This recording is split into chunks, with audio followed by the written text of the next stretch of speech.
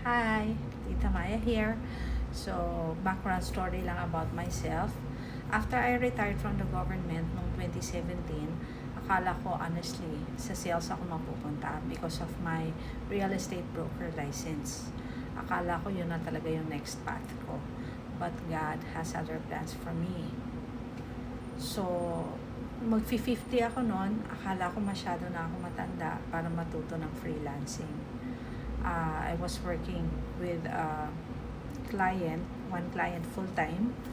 Ayun, so sabi ko bakit yung iba merong mga multiple clients, di ba? Paano kaya nila nagagawa yon? And also, galing ako sa traditional work, working for just one employer, di ba? So, sanay ako ng ganun lang. Kaya nung naririnig ko about freelancing, having multiple clients, earning more dollars than just one client, di ba? Parang medyo intimidating, especially at my age, di ba? Parang hindi ko yata kaya. So, may moments na duda ako sa sarili ko. Iniisip ko, kaya ko pa ba?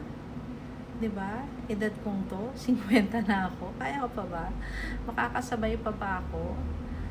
Yan, yun yung mga questions ko sa sarili ko na alam ko questions yun rin sa sarili nyo. Pero alam nyo, slowly, na-realize ko, experience still matters. And discipline still matters.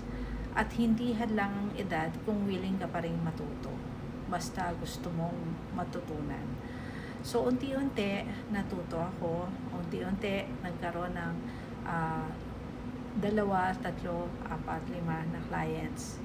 And now, at 54, I'm earning from home while continuously learning and rebuilding myself.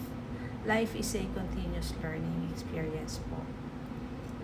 At minsan, yung akala mong huli na ang lahat, yun pala, inihahanda ka lang ni Papa God para sa buhay na hindi mo inakalang posible pa para sa'yo. So, don't stop believing in yourself. Kaya natin to. Okay?